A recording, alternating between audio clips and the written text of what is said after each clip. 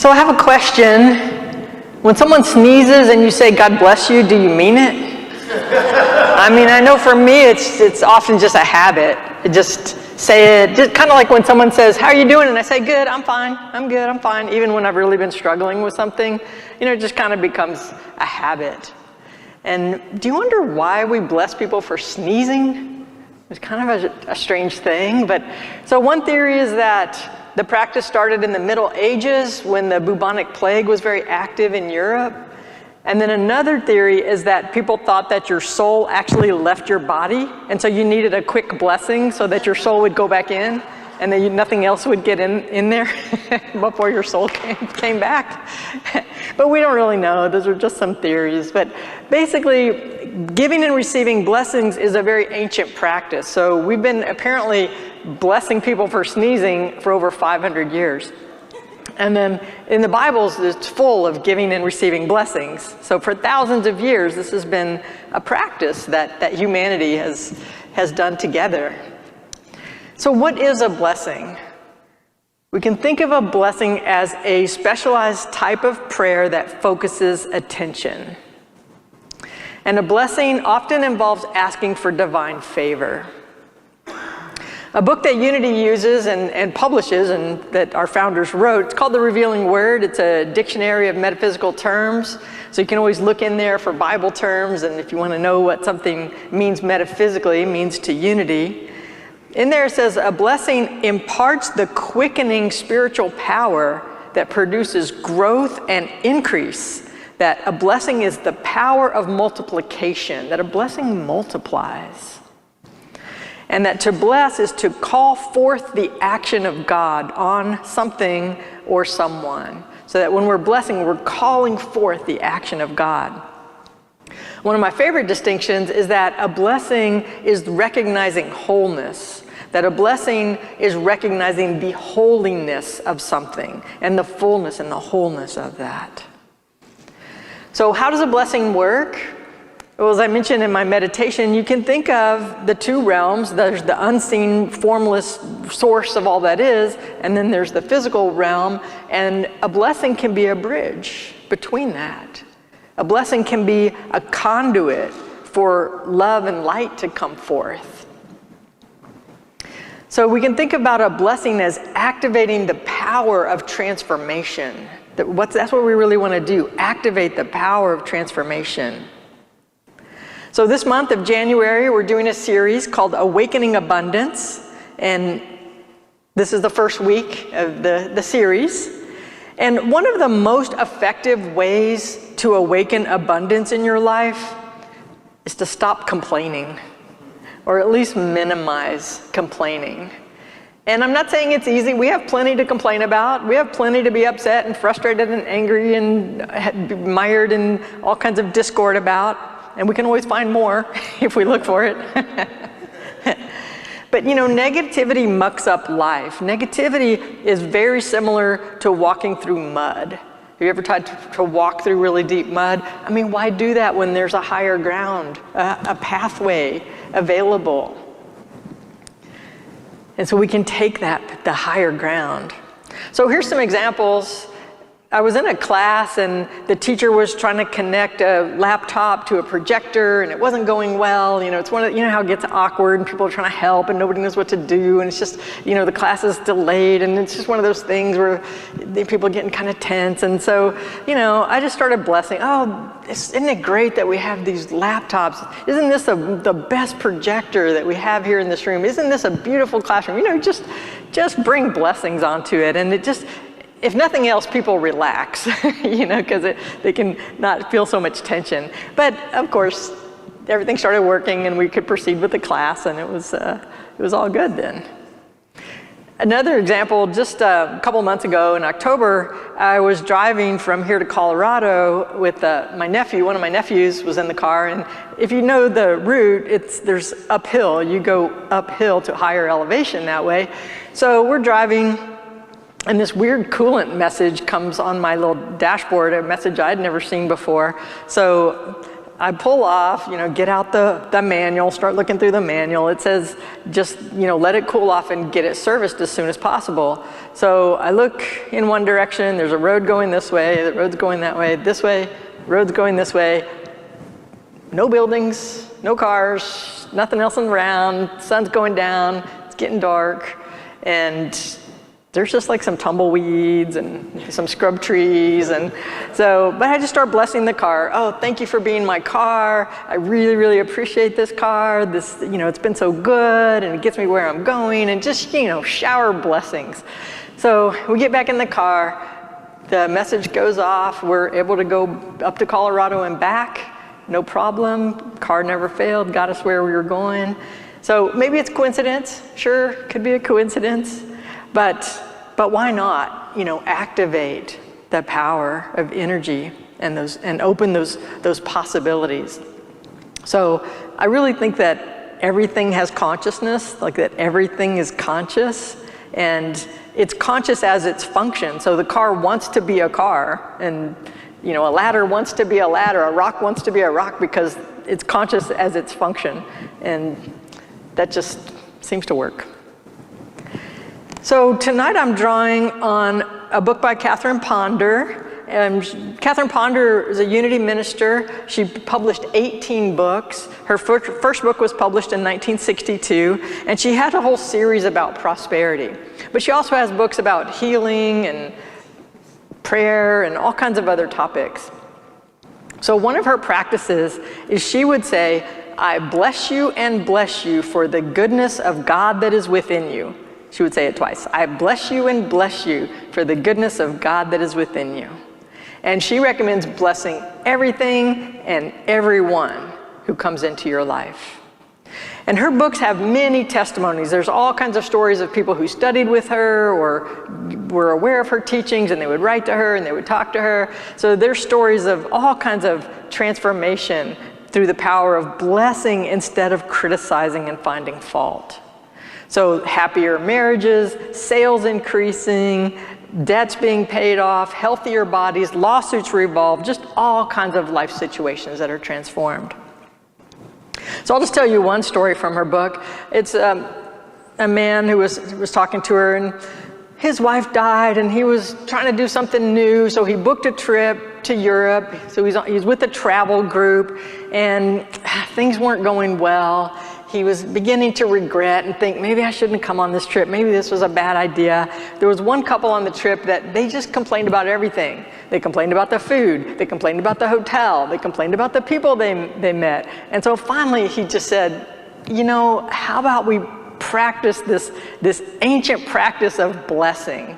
And it turned out that another person on the trip, he and this other person had a copy of the Daily Word with them.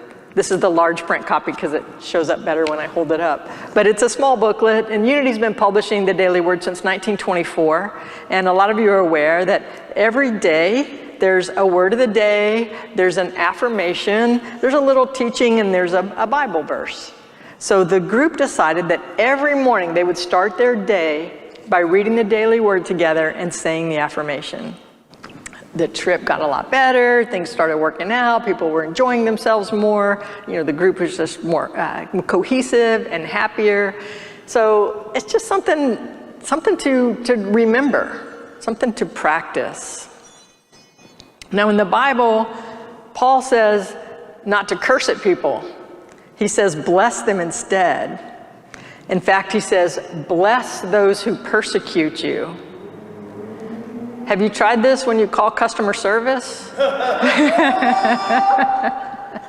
Because usually by the time we're calling customer service, often we're frustrated, something's not working, maybe we're on a time crunch, you're going through this phone tree.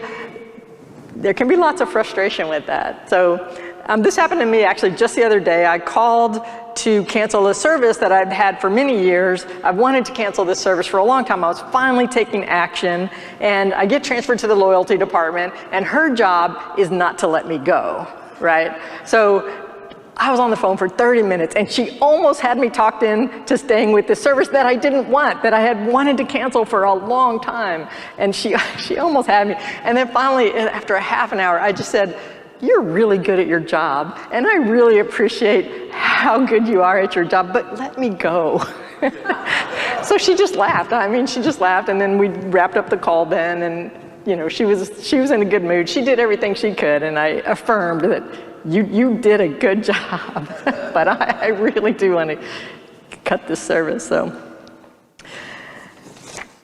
So again, recognizing that the power of blessing instead of criticizing. And I want to zoom in on a particular teaching from this book, and that is using the creative process to awaken abundance. And the creative process is going to be the creation story from the Bible, from Genesis. And you can actually do this with any creation story, but we're using the story in Genesis because that's our culture, and we're in the Western world, and that's what I grew up with. So I am going to update her teachings a little bit. There's a lot of prosperity messages. It says that you can do, be, or have anything. And her affirmation was, I can have everything. That is my divine heritage. I don't doubt that. I believe I can have everything, just maybe not in this particular lifetime. To quote Eckhart Tolle, I'm not going to win Wimbledon. I'm not even going to try. So the creation story in Genesis, it begins with the formless void. It begins with the darkness. And of course, the first thing, God says, let there be light. So when you're trying to create something, when you're trying to awaken and activate abundance, that's a good first step. Ask for illumination. Ask for the light to come forth. You know that when we're in pitch darkness, we can't see anything. Have you ever been like in a cave and they turn off all the lights? You can't see anything. So what we want is inspiration. We want new ideas. We want an intuitive leading to come forth. And those are available in the light. Now next, God makes the sky. It's called the firmament. In those days, people thought there was a dome over the earth. But it's basically the atmosphere in which we live. So this is the structure in which we live. So when we're creating, when we're awakening abundance, what I like to do is just be aware that, I'm in the structure of this human body. I'm in the structure of 2024, planet Earth, right now. And I'm not saying to limit your dreams, but maybe just acknowledge that we do have, I'm not going to go in my backyard and build a ladder to the moon. No matter how much I affirm, how much I pray, no matter how many affirmations I say, I'm not building a ladder that reaches to the moon. I mean, I'm in the structure of this universe. So now, change happens. If what's yours to do is to push the boundaries of what's known and what's possible, go forth and do that, because people do push the boundaries of what's known and what's possible, and maybe that's yours to do. But also, we can just discern, what is my life about? What's going to make sense in my life now? Next thing that happens in the creation story, waters are gathered together and land appears. And once there's land, then there's vegetation, there's fruit trees, there's seeds. So when we're creating, what we can do is gather our thoughts, gather our resources, gather our ideas, and find those seeds that are effective, find those seeds that are valuable. And then we'll begin to see results, just like fruit trees. The sun and the moon come next in the story of creation. So when we have the sun and the moon, we have day and night, and we start having seasons. So what this is about is cycles. Just being aware that we live in cycles. The sun comes up every morning, but it's not the same sunrise. Unless you were in that movie Groundhog Day, then that was the same sunrise every day. But most of us, we're not living in circles. We're living in spirals. So every sunrise is a different day. And just be aware when you're creating and activating abundance that it's normal to have times of intense activity and then times of rest. It's normal to have different cycles of action and giving and receiving. Sometimes it's winter and sometimes it's spring, and that's normal. Next in the creation process, it's swarms of living creatures, and these are fish and birds. Fish and birds fill the earth. So fish and birds, they can flock together, they can form schools, they can migrate, they can scatter. So at this point, we can call forth divine order. It's good to be organized. And sometimes we want to call things together. And sometimes we want to let things migrate away. But that's what divine order will show us, and that's what divine order will tell us. So we can request and communicate direction for our ideas. And we can focus our attention where it's most effective. Next, it's land animals. So the scripture says, let the earth bring forth living creatures of every kind, cattle and creeping things and wild animals of the earth. And God also created humankind in God's image.